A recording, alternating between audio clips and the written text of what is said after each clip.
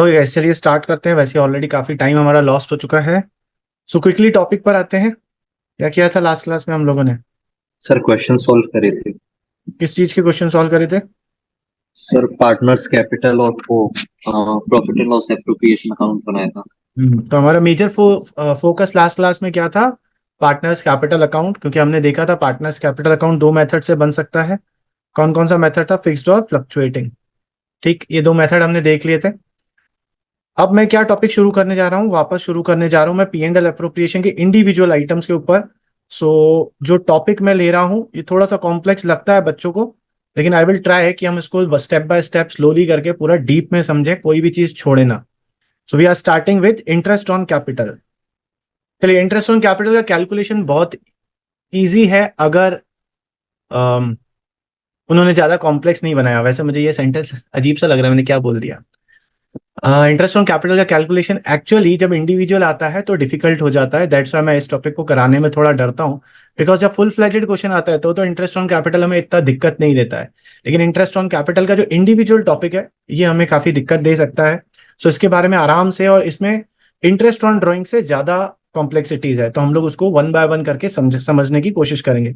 Simple, अब जल्दी से अपने कैलकुलेटर्स उठा लीजिए और पेन उठा लीजिए और मुझे कैलकुलेट करके बता दीजिए कि अगर मेरे पास एक पार्टनर है मिस्टर ए, इसका कैपिटल जो है ऑन 1 अप्रैल 2000, जो भी हमारा ईयर स्टार्ट हो रहा है, का कैपिटल है 5 लाख रुपीज।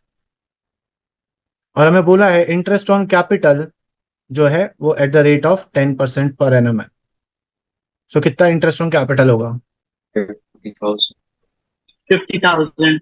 है ना? सिंपल से कैलकुलेशन होगा सर, 5 लाख इंटू 10%, 50,000। सर ये क्या उल्लू बना रहे हो, बड़ा सिंपल सा तो है। ओके, स्टेप बाय स्टेप चलेंगे। सेकंड, मैंने आपको बोल दिया कि ये जो मिस्टर ए है इसका ओपनिंग कैपिटल 5 लाख रुपीज ही था, लेकिन ऑन 1 जुलाई 2023, हमारा ईयर 2023 से शुरू हुआ था, 1 जुलाई 2023 को इसने 1 लाख रुपीज का एडिशनल कैपिटल लगाया। तो अब आपका टोटल इंटरेस्ट ऑन कैपिटल पूरे साल का कितना हो जाएगा? सर रिपीट करना प्लीज। मैंने बोला फर्स्ट, वही ओपनिंग कैपिटल 5 लाख रुपीज ही है। 1 जुलाई को उसने 1 लाख रुपीज और इंट्रोड्यूस करा, एडिशनल कैपिटल इंट्रोड्यूस करा। तो अब हमारा टोटल इंटरेस्ट ऑन कैपिटल कितना हो जाएगा? 55,000। 55,000। सो देखो यू गाइस, इसका कैलकुलेशन करने का तरीका दो है। पहला तरीका तो क्या है सर, देखिए इसकी ओपनिंग कैपिटल जो थी वो 5 लाख रुपीज थी। सो हम लोग 5 लाख के ऊपर 10% का कैलकुलेट कर लेंगे। और ये 1 अप्रैल की कैपिटल है तो पूरे साल का लगेगा, तो 50,000। ये हमने इंडिविजुअली कैलकुलेट कर लिया। दूसरा, इसने 1 लाख रुपीज इंट्रोड्यूस करा, उसके ऊपर भी 10% लगेगा क्योंकि और कैपिटल लगाई, तो हम उसको और इंटरेस्ट देंगे। और ये उसने 1 जुलाई को किया है और हमारा ईयर एंड 31 मार्च को होता है। सो जुलाई से लेके 31 मार्च तक कितना हो जाएगा? 9/12 हो जाएगा। सो अगर मैं इसका कैलकुलेशन करूं तो कितना आएगा? 1 लाख का 10% विल बी 10,000। 10,000 इंटू 3/4, तो आई थिंक 7,500 का कैलकुलेशन आ रहा है। इट मीन्स मेरा टोटल जो इंटरेस्ट कैलकुलेट होगा वो कितना होगा? 57,500। ये समझ में आया? इसको कैलकुलेट करने का एक और तरीका भी है कि मैं ऐसे मानूं, जो मुझे अच्छा लगता है, डिपेंड्स ऑन यू आप कैलकुलेशन कैसे करते हो। और मुझे ये अच्छा लगता है क्योंकि कॉम्प्लेक्स क्वेश्चन में ये मुझे मदद करता है कि सर देखिए, मेरा 1 अप्रैल 23 से ईयर स्टार्ट हुआ था, 31 मार्च 24 तक जाएगा। यहां पर मेरा कैपिटल था 5 लाख। फिर बीच में एक डेट आई 1 जुलाई, यहां पर मैंने 1 लाख रुपीज का एडिशनल कैपिटल इंट्रोड्यूस करा।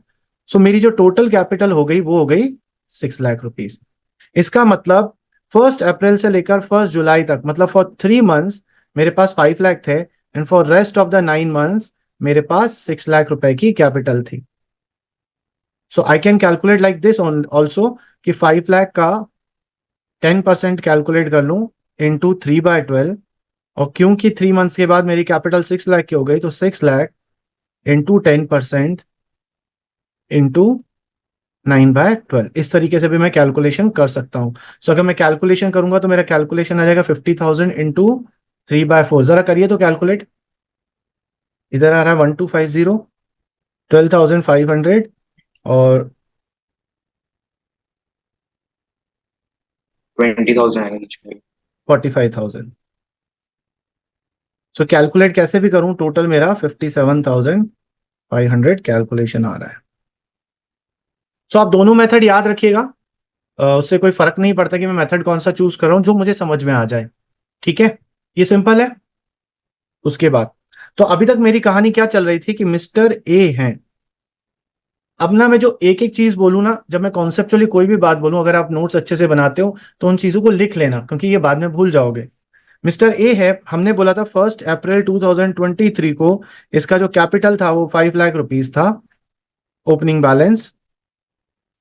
और 1 जुलाई को 23 को इसने एडिशनल कैपिटल इंट्रोड्यूस करा था 1 लाख रुपीज का, ये हमने बोला था। अब उसने क्या करा, उसने 1 जनवरी 2024 को 50,000 जो है वो ड्राइंग्स कर लिया। अब बताइए कि उसका कितना होगा इंटरेस्ट ऑन कैपिटल, कैलकुलेट करके बताइए मुझे जरा। सर इंटरेस्ट ऑन ड्राइंग क्या है? वही सिर्फ 10% चल रहा है इंटरेस्ट ऑन कैपिटल, हम लोग 10% पर एनम ही लेके चल रहे हैं। सर 51,250। एक बार फिर बोलना। 51,150। 15,150। 250। और कोई किसी का कैलकुलेशन अगर आया हो तो, ये अक्षांश का है आंसर। सर किसी मेरा आ रहा है 46,250। 46,250।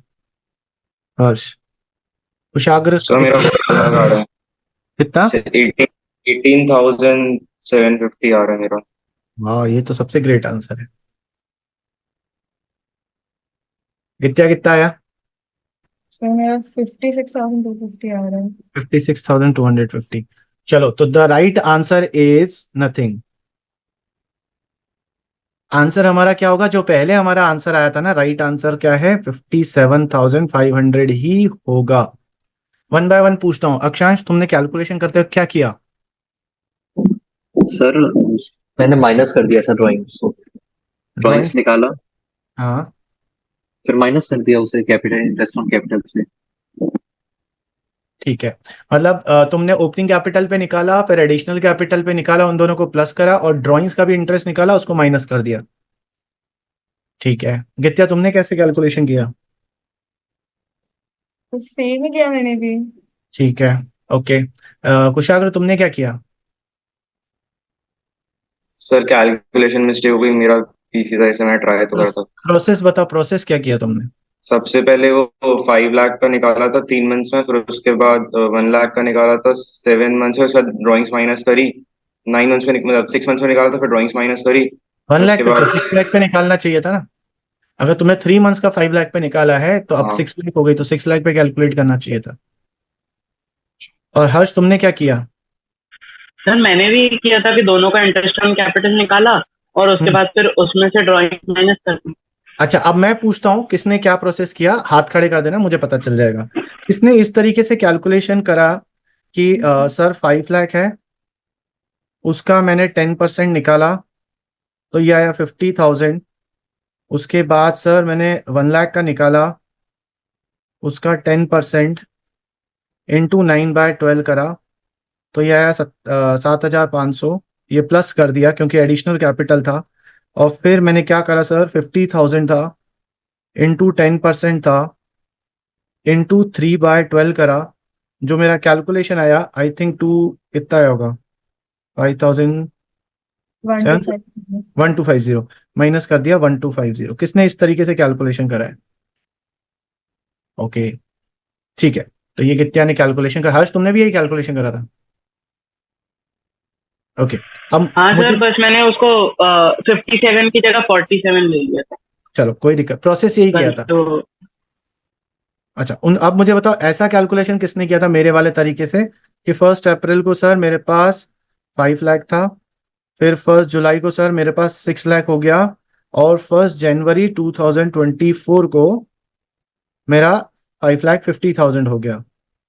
सो मैंने सर 5 लाख के ऊपर 10% इंटू 3/12 करा, फिर सर मेरा कैपिटल 6 लाख हो गया, तो मैंने 6 लाख का 10% करा, इंटू, अब ये कितने मंथ्स हो गए, 6 मंथ्स, 6/12, और फिर 1 लाख के ऊपर सर, 1 लाख बोल रहा हूँ, 5,50,000 के ऊपर सर 10% कैलकुलेट करा इनटू बाकी के 3 मंथ्स। किसने इस तरीके से कैलकुलेशन करा? किसी ने नहीं करा? ठीक है, अब ये जो दोनों मेथड है, जो दोनों कैलकुलेशन मैंने आपको दिखाए, दोनों से सेम आंसर आएगा। दोनों से सेम आंसर आएगा क्योंकि यहां पर हम क्या कर रहे हैं, एक एक चीज को कैलकुलेट कर रहे हैं, और यहां पर हम लोग प्रोग्रेसिव तरीके से कर रहे हैं कैलकुलेशन। दोनों से आंसर सेम आएगा, लेकिन हमको ऐसा नहीं करना था। क्यों नहीं करना था? क्योंकि आपको ये चीज पता नहीं है, इसलिए मैं बोल रहा हूं अब ये नोट मेरा स्पेशल लिख लेना। क्या नोट लिख लेना? While calculating interest on capital, लिखते जाइएगा, while calculating interest on capital, temporary drawings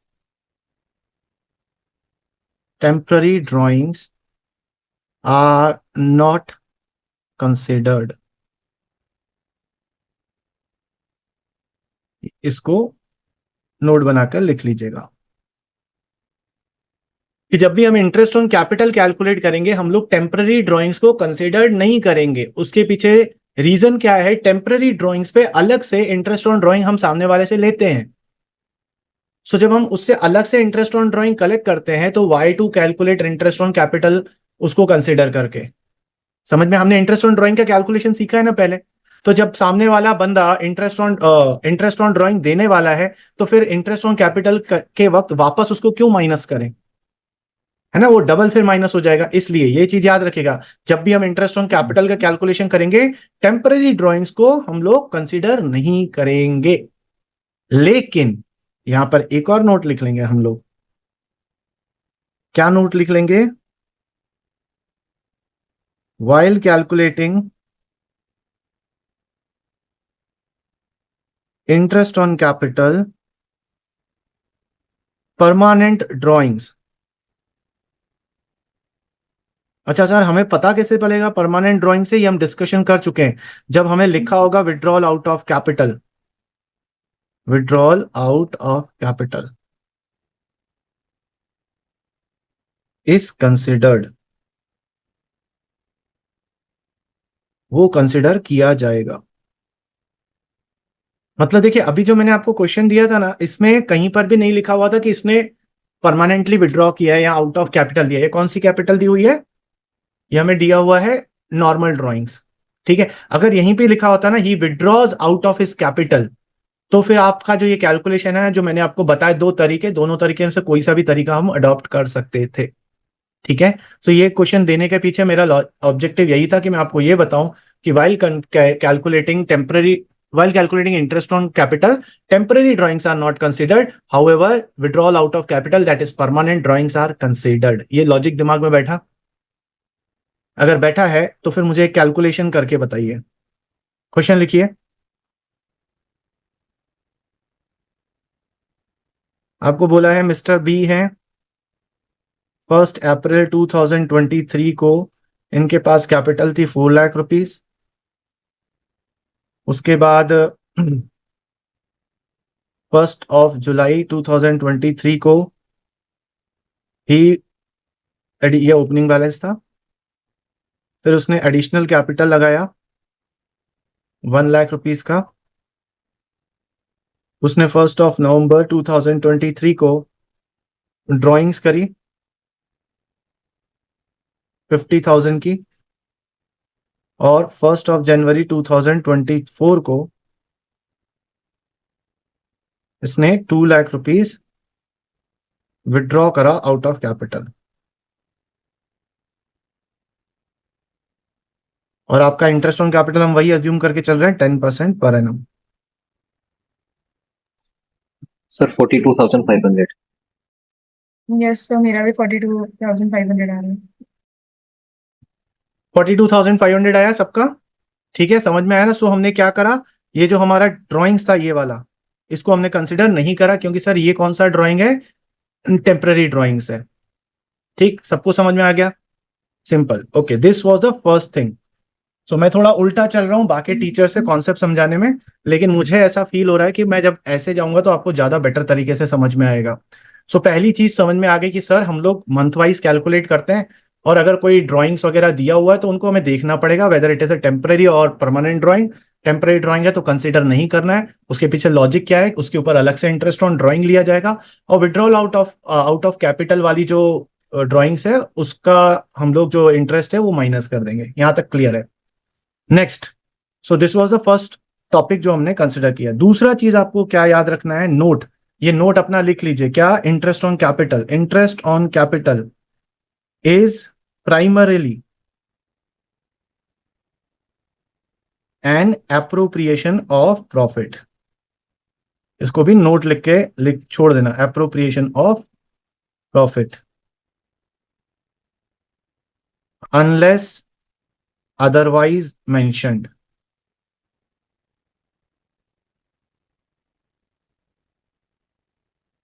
sir ये क्या मतलब आपका हुआ? गाइस जितने भी चीजें हम लोग पार्टनर्स को देते हैं, anything which is given to partner, या तो वो एप्रोप्रिएशन होता है या तो वो चार्ज होता है। अब ये एप्रोप्रिएशन और चार्ज का मतलब क्या होता है गाइस? एप्रोप्रिएशन का जो एक्चुअल मीनिंग है वो है out of profit. Out of profit. Sir out of profit का मतलब क्या? आउट ऑफ प्रॉफिट का मतलब ये है कि अगर if profits are available, if profits are available only then interest on capital is allowed, otherwise not।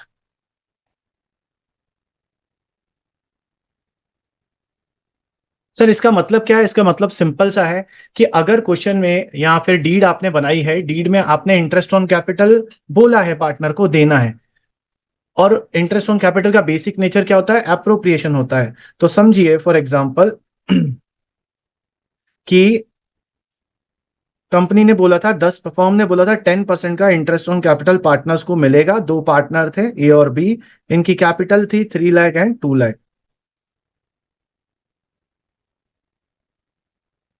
ठीक, 3 लाख एंड 2 लाख।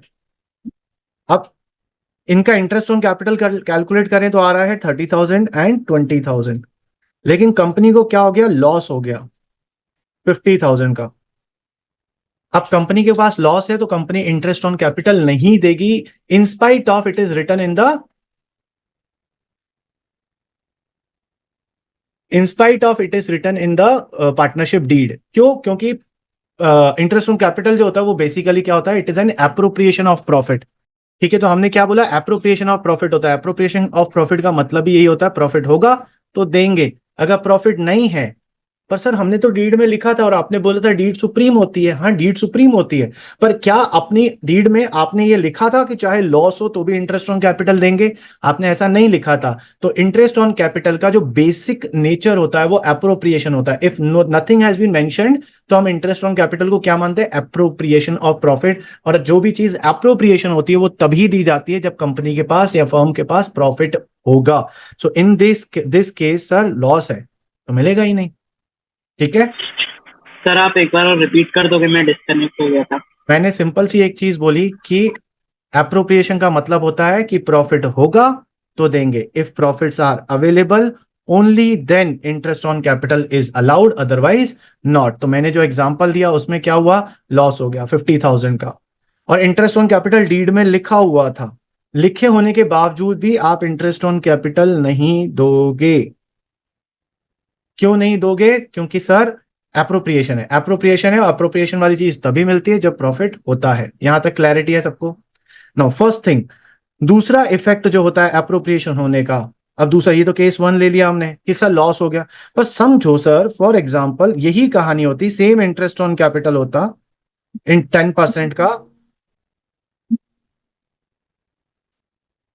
इनकी कैपिटल भी सेम होती सर 3 लाख एंड 2 लाख। इनको हमें 30,000 और 20,000 देना पड़ता, और प्रॉफिट होता, प्रॉफिट हमारे पास होता, लेकिन प्रॉफिट समझो फॉर एग्जांपल सर ओनली 40,000 ही है। तो सर इसमें क्या होता? क्योंकि मुझे इन दोनों को मिलाकर जो मुझे इंटरेस्ट ऑन कैपिटल पे करना है वो 50,000 है। जबकि मेरे पास प्रॉफिट कितना है 40,000। सो अक्सर ये तो मैं समझ गया कि अगर लॉस है तो प्रॉफिट है ही नहीं, प्रॉफिट है ही नहीं तो इंटरेस्ट ऑन कैपिटल तो देंगे ही नहीं।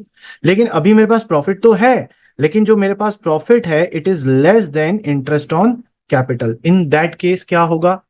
इन दैट केस इफ, तो पहला तो हमने बोला if profits are available only then interest on capital is allowed. Second condition क्या है? If profits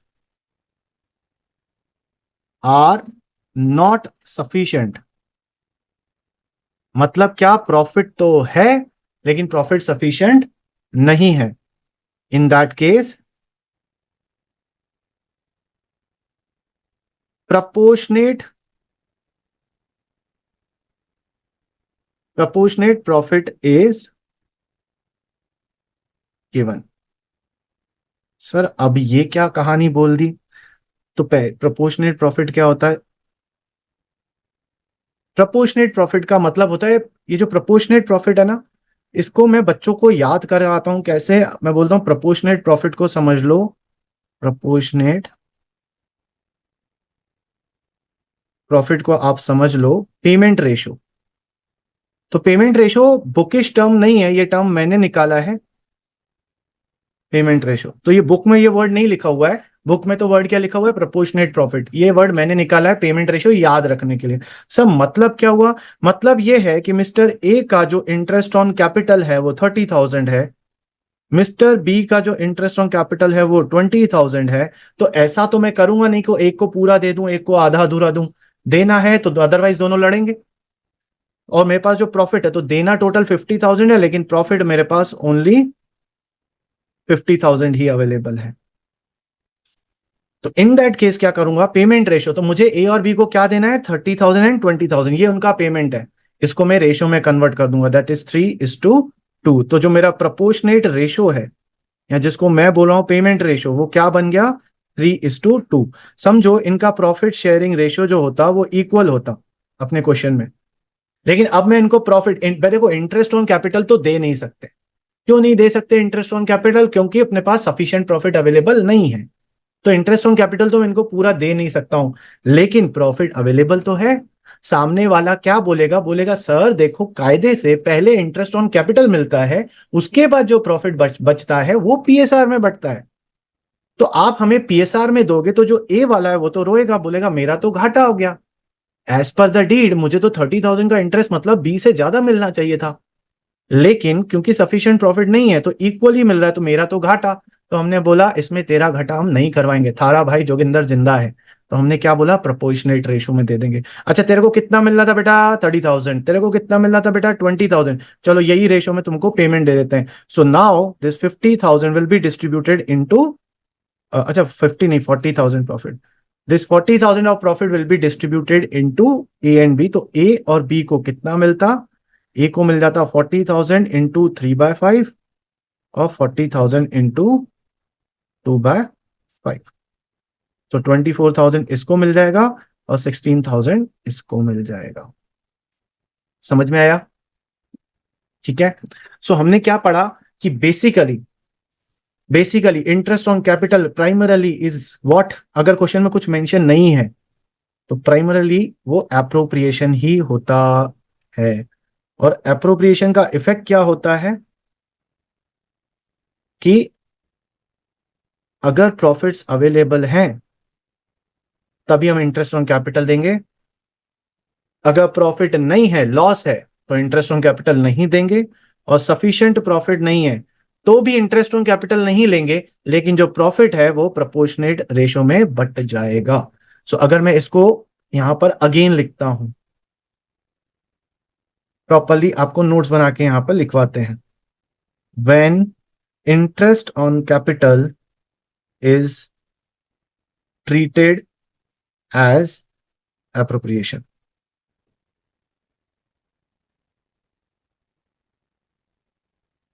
so step by step 4 चीजें। पहला step,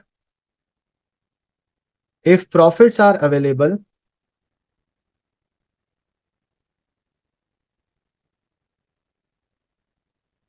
if profit of give full interest on capital. Second case, In case of loss, no interest on capital.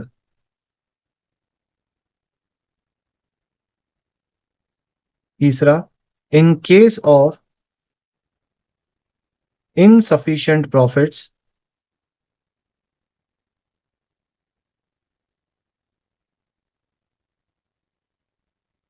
interest on capital is not allowed.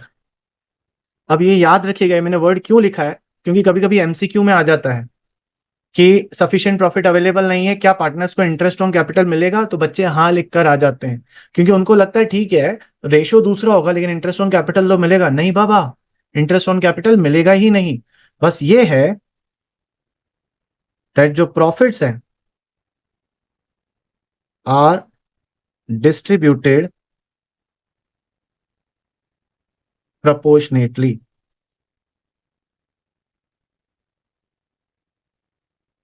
और proportionately का मैंने क्या word बताया आपको, payment ratio, मतलब जिसको जितना पेमेंट करना है उस रेशो में उसको बांट दो। ये समझ में आया? सो बड़ा सिस्टमेटिक तरीके से मैंने आपको बता दिया। अभी हम कुछ क्वेश्चंस भी करेंगे। इतना डन सबको? आगे बढ़े। अब दूसरा ये कब था, जब इंटरेस्ट ऑन कैपिटल को हम लोग कैसे ट्रीट करते हैं, एप्रोप्रिएशन। और मैंने आपको बताया चाहे अगर क्वेश्चन में नहीं लिखा है कि एप्रोप्रिएशन है कि चार्ज है, हम हमेशा उसे क्या मानेंगे, basically it is an appropriation. लेकिन अब अगर हमने डीड में लिख दिया when interest on capital is to be treated as charge,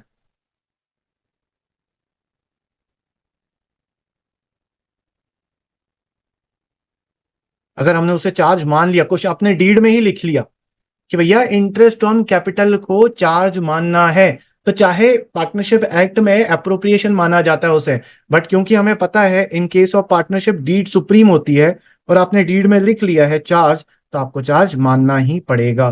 sir charge का मतलब क्या होता है? चार्ज का मतलब है चाहे आपके पास सफिशिएंट प्रॉफिट अवेलेबल हो या नहीं हो, आपको फुल इंटरेस्ट ऑन कैपिटल देना ही पड़ेगा। मींस सेम वही तीन केसेस बना देते हैं। पहला केस क्या था, इन case of profits. Second case क्या था, इन केस ऑफ लॉस। और तीसरा क्या था, इन केस ऑफ इनसफिशिएंट प्रॉफिट्स।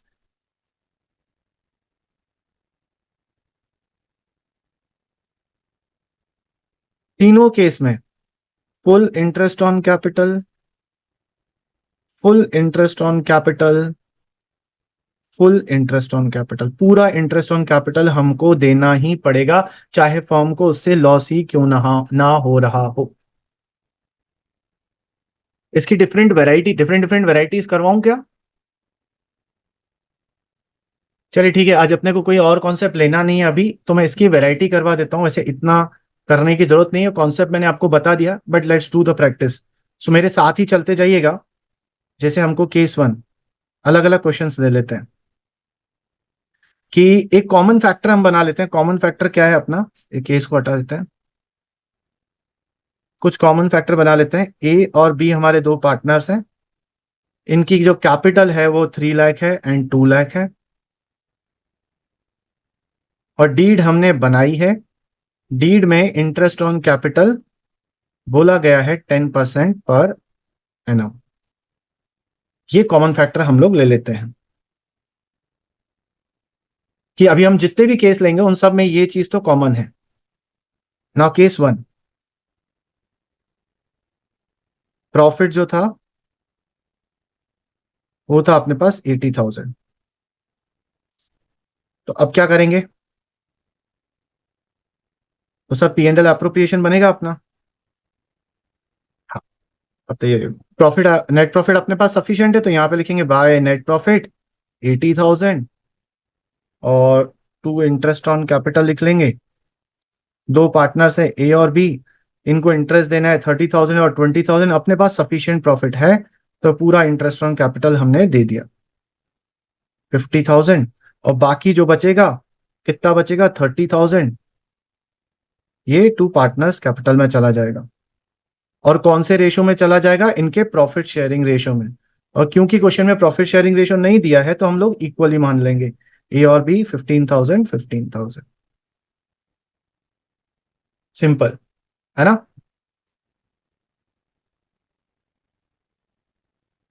ठीक है, तो जहां पर नहीं समझ में आया रोक के मुझसे पूछ लीजिएगा।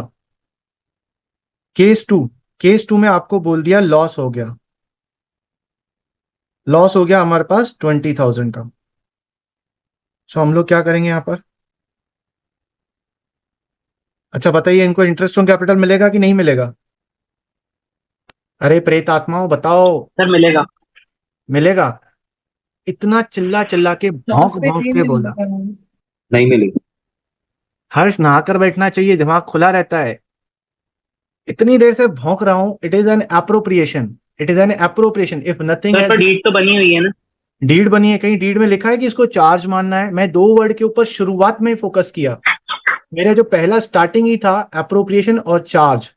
और मैंने बोला बेसिकली, मैंने ये भी बोला, यहाँ पर देखो, ये जो पीले रंग से मैंने ये हाईलाइट किया है ना, इतनी मेहनत करके कलर्स करता हूं, उसमें लिखा है interest on capital is primarily an appropriation of profit. ये भी लो, ये भी लिख लेता हूँ, सर्कल भी बना देता हूँ। प्राइमरीली का मतलब क्या होता है, प्राइमरी का मतलब if nothing has been mentioned, if nothing mentioned. जब मेंशन है तो अच्छी बात है, लेकिन अगर मेंशन नहीं है तो इसका मतलब वो क्या है, इंटरेस्ट अप्रोप्रिएशन है। और अप्रोप्रिएशन में क्या होता है, आपको प्रॉफिट तभी मिलेंगे जब, आपको इंटरेस्ट ऑन कैपिटल तभी मिलेगा जब प्रॉफिट होगा। और अभी लॉस है, और लॉस में इंटरेस्ट ऑन कैपिटल नहीं मिलेगा। तो हम लोग नेट लॉस, वैसे प्रॉफिट जो होता है वो क्रेडिट साइड पे लिखते हैं, अब हमारा नेट लॉस कहां पर आ जाएगा, डेबिट साइड पर आ जाएगा। 20,000। अब इंटरेस्ट ऑन कैपिटल तो मिलने से रहा, ये जो लॉस है वो पार्टनर्स में बढ़ जाएगा, क्रेडिट साइड में लिख लेंगे बाय पार्टनर्स कैपिटल अकाउंट। ये 20,000 इनमें बढ़ जाएगा, ए और बी। और कौन से रेशो में बटेगा, प्रॉफिट शेयरिंग रेशो में। अब तो इंटरेस्ट ऑन कैपिटल की तो बात गई। सो इक्वल था 10,000 10,000। समझ में आया, समझ में आया। नहीं इतनी भी गर्मी नहीं है। चलिए केस 3 में हमको बोल दिया हमारा प्रॉफिट हुआ है, लेकिन वो प्रॉफिट जो है वो हुआ है ओनली 30,000 का। अब क्या करेंगे। तो अगर आप देखो तो आपको इंटरेस्ट ऑन कैपिटल जो बांटना है टोटल 50,000 बांटना है, लेकिन अपने पास प्रॉफिट कितना है, ओनली 30,000 है, मतलब सफिशिएंट प्रॉफिट्स नहीं है। तो हम क्या करेंगे, प्रपोर्शनेट रेशो में बांट देंगे, क्योंकि इंटरेस्ट ऑन कैपिटल तो दे नहीं सकते आप। सो प्रपोर्शनेट रेशो, इसको इंटरेस्ट ऑन कैपिटल कितना देना है, 30,000, और दूसरे को 20,000। सो हमारा रेशो क्या बन जाएगा, प्रपोर्शनेट रेशो 3:2। तो मैं यहां लिखूंगा बाय नेट प्रॉफिट कितना, 30,000। अब इंटरेस्ट ऑन कैपिटल तो दूंगा नहीं, सीधा ये जो प्रॉफिट है वो चला जाएगा पार्टनर्स कैपिटल में, लेकिन ये प्रॉफिट शेयरिंग रेशो में नहीं ना जाकर 3:2 में चला जाएगा। ठीक है, कितना, 18,000 एंड 12,000। ये 3:2 में बांट दिया।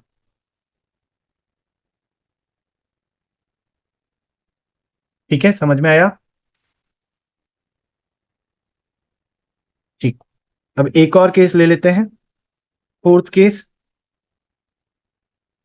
फोर्थ केस में आपको बोल दिया लॉस हुआ है 10,000 का, और आपको डीड में ये भी लिखा है interest on capital is to be treated as charge.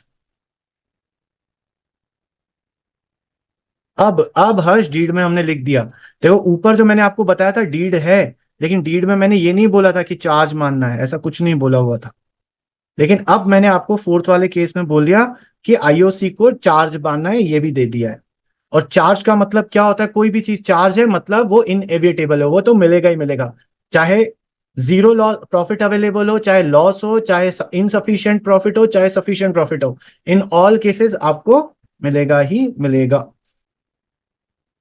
हम लोग कैलकुलेशन कैसे करेंगे, हम लोग लिखेंगे यहाँ पर, अब नेट लॉस है, नेट लॉस है तो डेबिट साइड पे लिखेंगे to net loss brought downward कितना है 10,000। और इनको इंटरेस्ट, इधर देख लो, इनको इंटरेस्ट ऑन कैपिटल भी मिलेगा, तो interest on capital debit side पर होता है। और इंटरेस्ट ऑन कैपिटल अपने को कितना देना है, पूरा पूरा देना है, दैट इज 30,000 एंड 20,000। 3 लाख का 10%, 2 लाख का 10%, 50,000।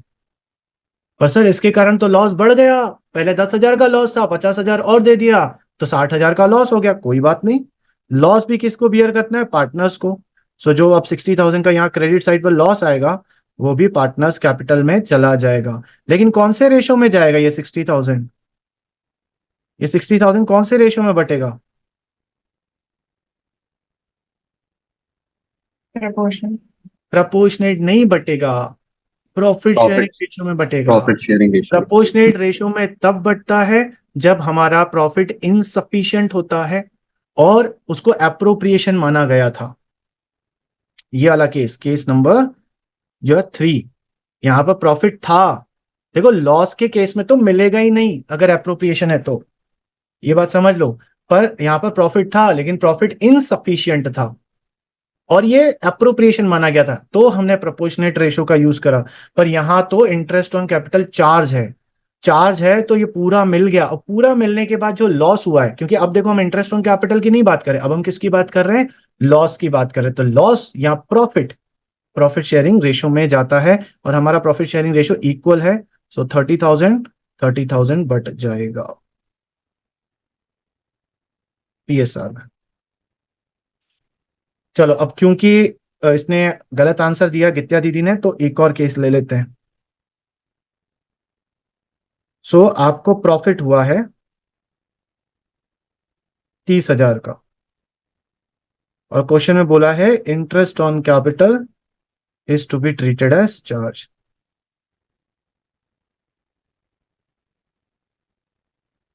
अब मुझे बताइए क्या होगा, सिर्फ गित्या दीदी ही बताएंगी। जी बोले। तो अब यहाँ पे भी तो चार्ज ही हो रहा है। यहाँ चार्ज है, देखो ये वाला केस देखो, Every केस time। नंबर 3, ये देखो केस नंबर 3 देखो, ठीक है। हाँ, और केस नंबर 5 देखो, दोनों में क्या फर्क है। इंटरेस्ट भी चार्ज नहीं दिया उसने पर्टिकुलरली। हाँ इसमें दिया हुआ है और हाँ। उसमें नहीं दिया हुआ है। तो इस वाले में जब नहीं दिया हुआ था, यहाँ पर खाली था, नहीं बोला हुआ था, तो हमने क्या माना, अप्रोप्रिएशन माना। और अप्रोप्रिएशन के केस में जब इनसफिशिएंट प्रॉफिट होता है, इन दैट केस हम प्रोपोर्शनेट रेशो का यूज करते हैं, क्योंकि हमारे पास सफिशिएंट प्रॉफिट तो नहीं है। लेकिन जब चार्ज आ जाता है ना गित्या, चार्ज आने का टेंशन ही नहीं ले, चार्ज मतलब whatsoever the case is, interest on capital पूरा का पूरा जाएगा, चाहे प्रॉफिट हो नहीं हो, इनसफिशिएंट हो। If it is a charge, full interest on capital. तो what I will do, I will write here net profit, क्योंकि नेट प्रॉफिट है। Now I will also give interest on capital, और वो भी पूरा का पूरा, only because of this word. In case number 3 आप देखो इंटरेस्ट ऑन कैपिटल आपने दिया ही नहीं, आपने किस चीज का यूज करा, प्रोपोर्शनेट के का यूज करा, क्योंकि आपके पास जो प्रॉफिट था वो क्या था, इनसफिशिएंट था। यहां भी इनसफिशिएंट है, लेकिन यहां पर वर्ड क्या आ गया, चार्ज। चार्ज मतलब ये थैनोस की तरह है, इनएविटेबल, होगा ही होगा, ठीक है। सो हमारा इंटरेस्ट ऑन कैपिटल कितना रहा था, 30,000 और 20,000। सो आपने पूरा 50,000 दे दिया। अब ये 50,000 देने से हुआ क्या, प्रॉफिट 30 था और 50,000 का इंटरेस्ट आपने दे दिया, तो अब 20,000 का क्या हो गया, लॉस हो गया। और ये लॉस भी किस में बटेगा, पार्टनर्स कैपिटल में। कौन से रेशो में बटेगा, क्या प्रोपोर्शनेट रेशो में बटेगा? No sir, profit sharing. Yes, profit. Profit sharing ratio में, ठीक है। Because this is loss, this is not interest on capital. Loss is always to be distributed in profit sharing ratio, और हमारा profit sharing ratio क्या है, 10,000 equal equal. समझ में आया? So I can't go more detail in that.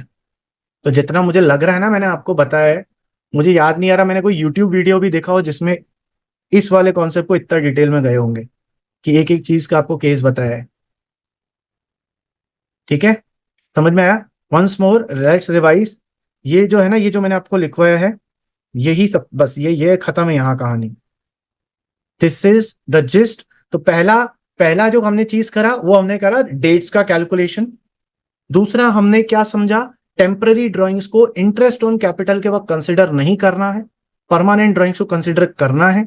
और ये वाली चीज सीखी कि इंटरेस्ट ऑन कैपिटल एप्रोप्रिएशन है कि चार्ज है, हमें देखना पड़ेगा। If nothing has been mentioned it is an appropriation, if specifically mentioned charge तो उसे चार्ज मानना है।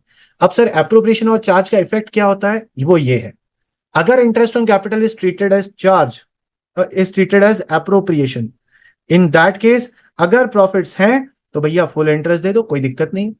अगर लॉस है तो इंटरेस्ट ऑन कैपिटल ठेंगा मिलेगा, कुछ भी नहीं मिलेगा एप्रोप्रिएशन में। और अगर इनसफिशिएंट प्रॉफिट्स हैं,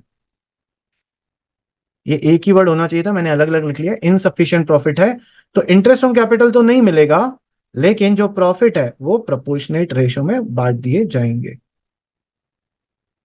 ये एप्रोप्रिएशन की कहानी। लॉस की कहानी तो चार्ज की कहानी तो सिंपल है, प्रॉफिट हो लॉस हो, इनसफिशिएंट प्रॉफिट हो सफिशिएंट प्रॉफिट हो, फुल फुल फुल आईओसी। अब उससे कंपनी को अगर कोई लॉस होता है तो वो लॉस पार्टनर्स में बढ़ जाएगा, but that loss will be distributed in profit sharing ratio. Am I clear, am I clear यार? चलो देखें कितना क्लियर है। तो एक बुक का क्वेश्चन आपको देते हैं, वो आप करिए, सिंपल सा क्वेश्चन है। क्वेश्चन नंबर 32 पे थोड़ा फोकस रखेंगे। क्या बोल रहा है, मोली और Bholi contributed 20 and 10,000 capital respectively, they decided to allow interest on capital at the rate 6% per annum. Okay, interest on capital की बात तो कर दी गई है, 6% पर एनम की। Their respective profit sharing ratio PSR 2:3 है। प्रॉफिट पूरे साल का जो हुआ है वो 1500 का है। Show the distribution of profit. Case number 1 देखिए, when there is no agreement except for interest on capital.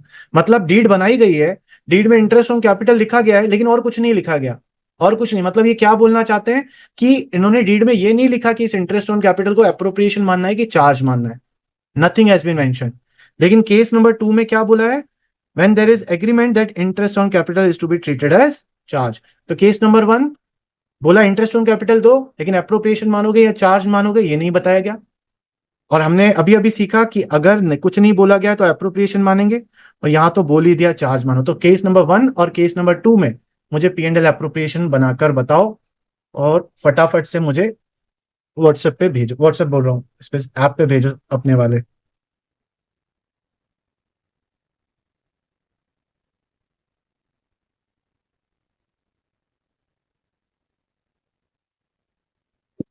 Okay, सो आप लोगों ने कर लिया ना बाय नेट प्रॉफिट? एक मिनट रुकिए मैं देख लूँ।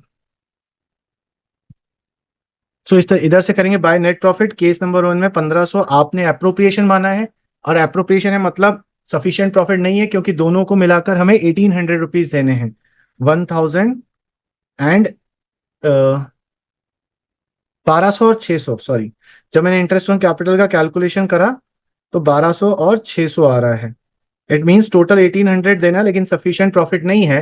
बट क्वेश्चन में अप्रोप्रिएशन बताया केस नंबर 1 में, तो आप लोगों ने क्या करा, proportionate ratio, that is 12:6, that is 2:1, ये हमारा प्रोपोर्शनेट रेशो आ गया। सो आपने यहां बांट दिया होगा 2 पार्टनर्स कैपिटल अकाउंट, और 2:1 में बांट दिया होगा एक्स और, नहीं क्या नाम है, मोली और भोली, मोली और भोली। ये आपने बांट दिया 1600 में, सॉरी 500 में, ऐसे ही किया है ना। और दूसरा केस क्या था, दूसरे में तो चार्ज बोल दिया था, तो चार्ज बोल दिया तो हमें इंटरेस्ट ऑन कैपिटल तो देना ही पड़ेगा। तो आपने लिख लिया होगा बाय नेट प्रॉफिट सब 1500, इंटरेस्ट ऑन कैपिटल अपने को पूरा देना है, टू इंटरेस्ट ऑन कैपिटल मोली और भोली आपने पूरा पूरा दे दिया होगा, 1200 और 600, 1800। अब इसके कारण लॉस हो गया होगा by profit partners capital account 300, और इसको आपने PSR में बांट दिया होगा। PSR का रेशियो आई थिंक 2:3 दिया हुआ है ना, PSR इज 2:3। सो मौली और भोली को आपने बांट दिया होगा 120 एंड 180, ऐसे ही किया है। ठीक है, तो समझ में आ गया। सो दो चीजें हमने समझी, कि पहला, when you are calculating interest on capital, if there is some additional capital और ड्राइंग्स, तो डेट वाइज एडजस्ट करना पड़ता है और टेम्पररी ड्राइंग्स को कंसीडर नहीं किया जाता है। दूसरी चीज, हमें देखना पड़ता है कि इंटरेस्ट ऑन कैपिटल एप्रोप्रिएशन है या चार्ज है, और दोनों के हिसाब से फिर हमें डिसीजन लेना पड़ता है कि वो एप्रोप्रिएशन है कि चार्ज है, उस हिसाब से हम उसका ट्रीटमेंट करते हैं। क्या ट्रीटमेंट करते हैं वो डिटेल में मैं आपको बता चुका हूँ अभी। यहाँ तक कोई डाउट? सो बड़ी डिटेल में वाला कॉन्सेप्ट समझा। अब थोड़ा सा इसके बाद जो इंटरेस्ट ऑन कैपिटल समझाना है वो थोड़ा सा कॉम्प्लेक्स है, इसलिए मैंने आज की क्लास में ये सिंपल सिंपल वाली चीजें ले ली। नेक्स्ट क्लास में इंटरेस्ट ऑन कैपिटल को खत्म कर देंगे। आज के लिए इतना ही करें। किसी को कोई डाउट? ठीक है, सबको have a nice day. Hare Krishna. Thank you sir. Thank you, sir. Thank you. Thank you, sir. ठीक है, ठीक है।